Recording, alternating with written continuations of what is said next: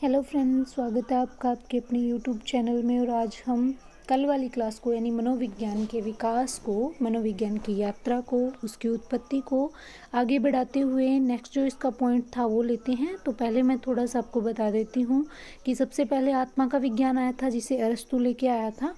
और इसी बीच इसके जो डेकार्टे और रुडोल्फ गोइकले इसके जो है साथी थे। और रुडोल्फ गोइकले ने 1590 के अंदर एक पुस्तक लिखी थी साइकोलॉजिया, और उसके अंदर मनोविज्ञान शब्द का सबसे पहले जिक्र हुआ था। इसके पहले मनोविज्ञान को दर्शन शास्त्र का ही पार्ट समझते थे, माना जाता था, लेकिन उसका कोई अलग से नाम नहीं था। उसका नामकरण जो हुआ था वो इसी पुस्तक के माध्यम से हुआ था। वैसे साइकोलॉजी जो है वो दो शब्दों से मिलकर बनी है, साइकी और लॉगस। साइकी का मतलब आत्मा और लॉगस का मतलब अध्ययन करना, क्योंकि जो भारतीय दर्शन शास्त्र है वो साइकी का मतलब आत्मा समझता है। और ये जो है साइकी और लोगोस, ये दोनों शब्द ग्रीक यानी यूनानी भाषा के शब्द हैं। उसके बाद जो है इस विज्ञान को अस्वीकार कर दिया गया और दूसरा जो आया वो आया मन का विज्ञान या मस्तिष्क का विज्ञान, जिसे पोम्पोनोजी लेके आया था। यहाँ पे आत्मा का मतलब जो है मन मस्तिष्क लगाया गया, जो कि पश्चिमी जो दर्शन शास्त्र है वो मानते हैं। और इसके साथ जॉन लॉक और रिचेरी और थॉमस रीड थे। पोम्पोनोजी ने मन मस्तिष्क का विज्ञान दिया और मनोविज्ञान को इसने मन मस्तिष्क का विज्ञान माना। और इसने साइकोलॉजी के साइकोलॉजी शब्द को दो भागों में बांटा, साइकी और लॉगस। साइकी का मतलब इसने मन से लिया, ठीक है। और फिर 1700 में इसको भी अस्वीकार कर दिया गया कि मन है वो भी अमूर्त है। और फिर जो तीसरा आया वो विलियम वुंट लेके आए और वो था चेतना का विज्ञान, ठीक है। वुंट से आप ट्रिक लगा के कर सकते हैं कि वुंट से करंट, और करंट जब आएगा तो चेतना आ जाएगी। तो वुंट जो थे वो जर्मनी के थे और इन्होंने जो है मनोविज्ञान को चेतना का विज्ञान माना। ये मानते थे कि जो है मनोविज्ञान जो है वो चेतना का विज्ञान है, चेतना का अध्ययन करता है। एक नया विज्ञान लेकर आए, ये चेतना का विज्ञान लेकर आए। ये चेतन अनुभूति का विज्ञान भी कहा जाता है, ठीक है। विलियम वुंट एक प्रोफेसर थे और कहाँ पे थे? लिप्जिंग विश्वविद्यालय, ठीक है। और इसको वर्तमान में कार्ल मार्क्स विश्वविद्यालय भी कहा जाता है। इसका नाम चेंज हो गया है। इनका समर्थन इनके एक मित्र ने किया था, विलियम जेम्स, जिसको अमेरिकन मनोविज्ञान का जनक कहा जाता है। विलियम जेम्स आपने सुना होगा, मनोविज्ञान जब शुरुआत में पढ़ते हैं तो इसका क्वेश्चन बहुत बार पूछ भी लिया गया। अभी ये क्वेश्चन पुराना हो गया है थोड़ा सा, क्योंकि मनोवैज्ञानिक अब अच्छी खासी लेवल की पूछी जाने लगी है एग्जाम्स के अंदर। तो विलियम वुंट के जो समर्थन करता थे वो थे विलियम जेम्स, जिनको अमेरिका में मनोविज्ञान का जनक कहा जाता है। और जर्मनी में मनोविज्ञान का जनक किसको कहा जाता है? विलियम वुंट को कहा जाता है, क्योंकि अपने प्रयोग इन्होंने जर्मनी में ही किए थे। इसी के साथ जेम्स सली थे, जेम्स वाइव भी थे, जिनको वाइव को वाइस भी कहा जाता है। और ये चार मनोवैज्ञानिक चेतना के विज्ञान से संबंधित थे। विलियम वुंट के अनुसार चेतना मस्तिष्क का आंतरिक भाग है, रूप है, ठीक है। हमारे दिमाग में क्या होता है? ये छोटा सा व्यक्ति है जिसका कालिया नाम है, और ये कालिया जो है इसके दिमाग में भावना, अनुभूति, संवेदना है। तो ये मानते हैं कि जो चेतना है ना वो भी हमारे मस्तिष्क के अंदर का ही एक भाग होता है। चेतना हमारे मस्तिष्क में होती है। तो ये कालिया बड़ा ही सुंदर सा है, प्यारा सा है। आप देखिए इसे, इसके दिमाग में तीन चीज़ें चल रही हैं, ठीक है। इसीलिए वुंट ने कहा कि चेतना मूर्त है, यानी इसने कहा कि मस्तिष्क का एक भाग है।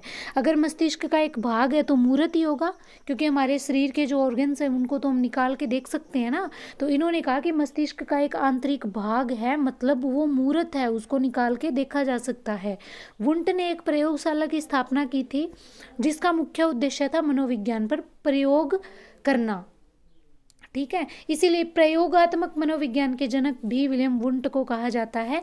ये लिप्जिंग नगर, जर्मनी में लिप्जिंग विश्वविद्यालय में 1879 यानी 1879 के अंदर ये जो प्रयोगशाला है बनी। सर्वप्रथम मनोविज्ञान के क्षेत्र में बनने वाली प्रयोगशाला थी ये, यानी इससे पहले किसी ने भी मनोविज्ञान के क्षेत्र में प्रयोग करने की ज़रूरत नहीं की। सबसे पहली ज़रूरत इन्होंने की थी और इन्होंने प्रयोगशाला भी बना दी। जहाँ पे ये प्रोफेसर थे वहीं पे इन्होंने एक प्रयोगशाला की स्थापना कर दी। इस प्रयोगशाला का मुख्य उद्देश्य था चेतना पर प्रयोग करके उसे विज्ञान का एक विषय सिद्ध करना, क्योंकि इन्होंने माना था कि जो मस्तिष्क का आंतरिक एक भाग है चेतना, वो मूर्त है और मूर्त विषयों पर विज्ञान में प्रयोग किए जा सकते हैं। तो इन्होंने क्या किया, एक प्रयोगशाला बनाई 1879 के अंदर लिप्जिंग विश्वविद्यालय में, जहाँ पे ये एक प्रोफेसर के पद पर थे। और उस मनोविज्ञान प्रयोगशाला का जो मेन उद्देश्य था वो था विज्ञान का एक विषय सिद्ध करना। किसको सिद्ध करना? चेतना पर प्रयोग करके चेतना को विज्ञान का एक विषय सिद्ध करना और चेतना पर अध्ययन करना। ठीक है, इसीलिए इस प्रयोगशाला में चेतना पर अध्ययन किया जाता है। इसी अध्ययन के लिए वुंट ने एक विधि का आविष्कार किया। वो विधि थी अंतर्दर्शन विधि, जिसको जो है जो विधियां पढ़ते हैं ना, व्यक्तिगत मापन की विधियां पढ़ते हैं, उसके अंदर ये विधि आती है अंतर्दृष्टि विधि। तो ये विधि जो है विलियम वुंट ने दी थी। भौतिक शास्त्र में सर्वाधिक प्रयोगशाला का प्रयोग होता है। जो भौतिक शास्त्र है विज्ञान का ही एक पार्ट है, तो उसके अंदर सर्वाधिक प्रयोगशाला का प्रयोग करता है, क्योंकि उसमें विभिन्न प्रकार के प्रयोग किए जाते हैं। और वुंट ने मनोविज्ञान को दर्शन शास्त्र से हटाकर भौतिक शास्त्र के निकट खड़ा कर दिया। यानी इससे पहले मनोविज्ञान को टोटली दर्शन शास्त्र का भाग माना जाता था, लेकिन वुंट ने सबसे पहले ये जताया कि मस्तिष्क का आंतरिक भाग है चेतना। इनका मतलब था कि चेतना मूर्त है, और चेतना पर अध्ययन करने के लिए 1879 के अंदर इन्होंने एक प्रयोगशाला बनाई, और प्रयोगशाला में चेतना पर प्रयोग हुए। और प्रयोग सबसे ज़्यादा जो है भौतिक शास्त्र में होते हैं, इसीलिए दर्शन शास्त्र से मनोविज्ञान को हटा के इन्होंने भौतिक शास्त्र के नज़दीक खड़ा कर दिया। फिर वुंट ने 1880 में मनोविज्ञान को नए स्वतंत्र विषय का दर्जा दिलाया। ठीक है, वुंट ने ऐसा किया। वुंट ने नहीं, मतलब जो इन्होंने 1879 के अंदर प्रयोग किए, उन प्रयोगों के द्वारा क्या है, मनोविज्ञान को एक स्वतंत्र विषय का दर्जा मिला। दर्शन शास्त्र का ही अंग था। इससे पहले ये क्या था, मनोविज्ञान दर्शन शास्त्र का ही अंग था, और इसीलिए वुंट को आधुनिक जनक कहा जाता है। यानी आधुनिक मनोविज्ञान का जनक कहा जाता है, प्रयोगात्मक मनोविज्ञान का जनक कहा जाता है इनको। 19वीं शताब्दी में इसकी परिभाषा का भी अस्वीकारीकरण कर दिया गया। इसका कारण क्या था, यानी ये परिभाषा जो इन्होंने दी थी वो भी अस्वीकार हो गई, और इसका मेन कारण था मस्तिष्क में चेतना केवल आंतरिक नहीं होती, वो बाहर भी होती है। इन्होंने कहा था कि मस्तिष्क का एक भाग है, यानी चेतना मूर्त है, लेकिन चेतना केवल मस्तिष्क के अंदर नहीं होती, बाहर भी होती है, जो व्यवहार के रूप में उभरती है, जो हम व्यवहार करते हैं। इन्होंने माना कि वो भी चेतना का एक बाहरी रूप होता है। और दूसरी कमी क्या थी कि ये केवल मस्तिष्क के एक ही भाग को लेकर चलती थी, आंतरिक भाग को। यानी इन्होंने कहा था कि चेतना केवल आंतरिक भाग है मस्तिष्क का, बल्कि इन्होंने बाहरी भाग पे बिल्कुल भी ध्यान नहीं दिया, बाहरी भाग का जिक्र ही नहीं किया। और इसीलिए मनोविज्ञान में चेतना के विज्ञान का खंडन करके एक अन्य विज्ञान, व्यवहार का विज्ञान आया। ठीक है, तो व्यवहार का विज्ञान जो है, जो आज भी चल रहा है, जिसको कोई चेंज नहीं कर पाया है, ठीक है, जो कि जेबी वॉटसन ने दिया था। वॉटसन ने तो फिर पूरी वाट ही लगा दी, जो अब भी उनका मनोविज्ञान का जो है, मनोविज्ञान को फिलहाल भी क्या माना जाता है, व्यवहार का विज्ञान माना जाता है। तो ये थी पूरी जो है 3 यात्राएं, यानी पहले आत्मा का विज्ञान, फिर मन मस्तिष्क का विज्ञान जो कि पोम्पोनोजी लेके आया था, और फिर चेतना का विज्ञान जो कि विलियम वुंट लेके आए थे, जिन्होंने प्रयोगशाला भी बनाई थी 1879 के अंदर। 1879 में लिप्जिंग शहर, जहाँ पे लिप्जिंग विश्वविद्यालय के अंदर ये एक मनोवैज्ञानिक थे, प्रोफेसर थे। तो इन्होंने चेतना पर बहुत सारे अध्ययन किए, लेकिन अंत में इनका अध्ययन भी असफल हो गया।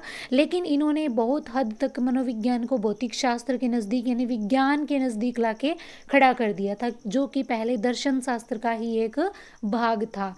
तो कल जो है हम वॉटसन ने जो व्यवहार का विज्ञान माना, किस तरीके से माना, आगे कौन कौन से मनोवैज्ञानिकों ने क्या क्या कहा, और कैसे मनोविज्ञान को व्यवहार का विज्ञान माना जाता है, किस किस के व्यवहार का अध्ययन किया जाता है, वो सारी चीज़ें हम कल की क्लास में डिस्कस करेंगे।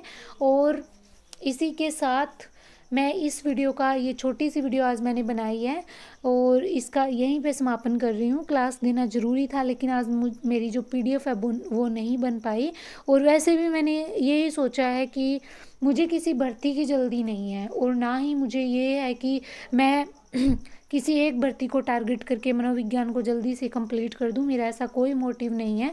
मैं मनोविज्ञान को बहुत ही डीप पढ़ाना चाहती हूँ, इतना डीप कि किसी भी भर्ती के लिए आपको अलग से मनोविज्ञान पढ़ने की ज़रूरत ना पड़े। यानी इस तरीके से आपको पढ़ने की ज़रूरत ना पड़े कि आप किसी एक पर्टिकुलर भर्ती का एग्ज़ाम दो, उससे पहले आपको मनोविज्ञान देखना पड़े, क्योंकि हर भर्ती के अंदर, हर एग्ज़ाम में, पात्रता परीक्षा में मनोविज्ञान के 30 क्वेश्चन आते ही आते हैं, हर स्टेट में आते हैं।